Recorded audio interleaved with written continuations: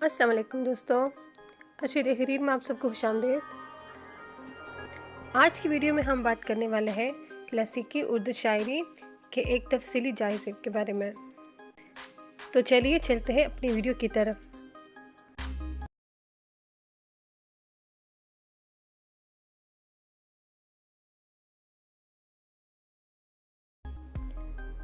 उर्दू अदब में क्लासिकी शायरी को एक मुनफरिद मकाम हासिल है।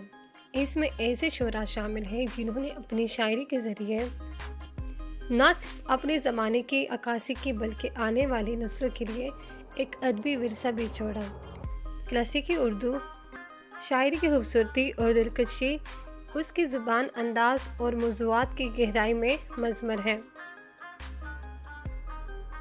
अगर बात की जाए इब्तिदाई दौर और तरक्की, तो उर्दू शायरी का आगाज़ दक्कन से हुआ, जहाँ कुतुब शाही और आदिल शाही सल्तनतों के दरबार में उर्दू ज़ुबान में शायरी की जाती थी। इब्तिदाई शायरों में मोहम्मद कुली कुतुब शाह और वली दक्कनी शामिल हैं। वली दक्कनी को उर्दू शायरी का बावाए आदम कहा जाता है, क्योंकि उन्होंने उर्दू शायरी को शुमाली हिंदुस्तान तक पहुँचाया। मिर्ज़ा गालिब उर्दू शायरी का ताज। मिर्ज़ा गालिब को उर्दू शायरी का ताज कहा जाता है।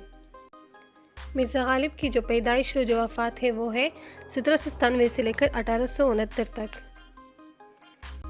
गालिब को उर्दू शायरी का सबसे बड़ा शायर माना जाता है।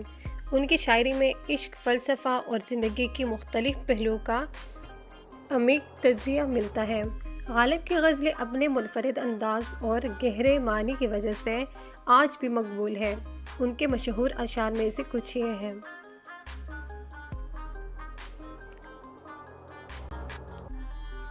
हज़ारों ख्वाहिशें ऐसी कि हर ख्वाहिश पे दम निकले। हज़ारों ख्वाहिशें ऐसी कि हर ख्वाहिश पे दम निकले। बहुत निकले मेरे अरमा लेकिन फिर भी कम निकले।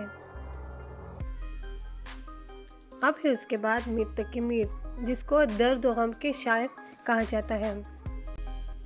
मीर तकी मीर की जो पैदाइश है और जो वफ़ात है वो है 1723 से लेकर 1810 तक। मीर तकी मीर को खुदाई सुखन कहा जाता है। उनकी शायरी में मोहब्बत की नाकामी, ज़िंदगी की मुश्किलात और दुनिया की बेसबाती का गहरा असर है। मीर की शायरी में दिल की कैफियत और जज्बात की अक्कासी बहुत खूबसूरत अंदाज में की गई है। जिस तरह हमारे पास एक शेर है,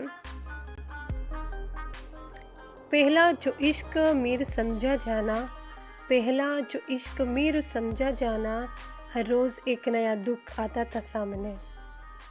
यह है मीर तकी मीर की शायरी। अब जो हमारे पास नामवर और क्लासिकी शोरा है वो है सौदा और इंशा, जिसको तंज़ो मज़ाक के नुमाया शायर भी कहा जाता है।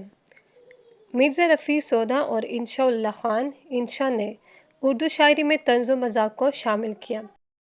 सौदा की हिजवियात और इंशा के फ़काहिया कलाम ने उर्दू शायरी में एक नया रंग भरा है।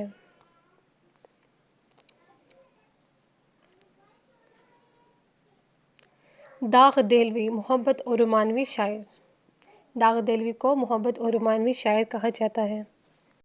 रोमानवी का लफ्ज़ जो है वो रोमांस से निकला है, लेकिन इसके मानी इश्किया, तख़य्युल परस्त और ख़याली दुनिया में रहने वाले को भी कहा जाता है। नवाब मिर्ज़ा खान दाग़ देलवी की जो पैदाइश है वो है 1831 और जो वफ़ात है वो है 1905। दाग़ देलवी ने उर्दू गज़ल को एक नया रंग दिया। उनकी शायरी में इश्क को मोहब्बत, हुस्न और इश्क के नाजुक पहलू की अक्कासी मिलती है। दाग़ के चंद मशहूर अशार में से एक ये भी है। ता ज़िंदगी में मर का कटका लगा हुआ, ता ज़िंदगी में मर का कटका लगा हुआ, उड़ने से बेशतर भी मेरा रंग ज़र्द था।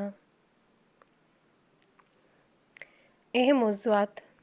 क्लासिकी उर्दू शायरी में मुख्तलिफ़ मौज़ूआत का अहाता किया गया है, जिनमें इश्क व मोहब्बत, फ़लसफ़ा, तसव्वुफ़, अखलाकियात और समाजी मसाइल पेश हैं। इश्क व मोहब्बत क्लासिकी शायरी का बुनियादी मौज़ू रहा है, जिसमें महबूब की तारीफ़, विसल व फ़िराक और मोहब्बत की नाकामी का ज़िक्र कसरत से मिलता है। تصوف اور روحانی مسائل بھی کلاسیکی شاعری کا اہم حصہ ہے۔ اب ہے زبان اور اسلوب۔ کلاسیکی اردو شاعری کی زبان اور اسلوب انتہائی شائستہ اور پرتاثیر ہے۔ شاعری نے فارسی الفاظ اور ترکیبوں کو کثرت سے استعمال کیا ہے، جس سے ان کی شاعری کی خوبصورتی میں اور اضافہ ہو جاتا ہے۔ شاعری کا انداز زیادہ تر غزل، قصیدہ، رباعی اور مثنوی پر مبنی رہا ہے۔ اب ہے اثرات اور اثر پذیری۔ کلاسیکی اردو شاعری نے نہ صرف اردو زبان و ادب پر گہرے اثرات چھوڑے ہیں بلکہ جنوبی ایشیا کی دیگر زبانوں اور ثقافتوں پر بھی اثر انداز ہوئی ہے۔ فارسی اور عربی ادب کے اثرات کلاسیکی اردو شاعری میں واضح طور پر دیکھے جا سکتے ہیں۔ اب ہے سب سے آخر میں اختتامیہ۔ کلاسیکی اردو شاعری کا دور اردو ادب کا سنہری دور ہے۔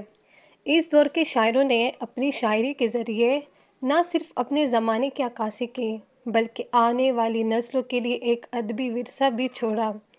ان کی شاعری آج بھی زندہ ہے اور لوگوں کے دلوں میں ایک خاص مقام رکھتی ہے۔ کلاسیکی اردو شاعری کو مطالعہ نہ صرف زبان و ادب کی تاریخ کو سمجھنے کے لیے ضروری ہے بلکہ اس سے انسانی جذبات اور زندگی کے مختلف پہلوؤں کو بھی بہتر طریقے سے سمجھا جا سکتا ہے۔ آج ہم نے اس مضمون میں کلاسیکی اردو شاعری کی خوبصورتی، اس کے نمایاں شعراء اور ان کے کلام کی اہمیت پر روشنی ڈالی گئی ہے۔ امید ہے کہ یہ مضمون اردو ادب کے شائقین کے لیے مفید ثابت ہوگا۔ اسی کے ساتھ ہماری آج کی ویڈیو اختتام تک پہنچتی ہے۔ اگر آپ کو ویڈیو پسند آئی ہو تو لائک اور سبسکرائب کرنا نہ بھولیے گا۔ شکریہ۔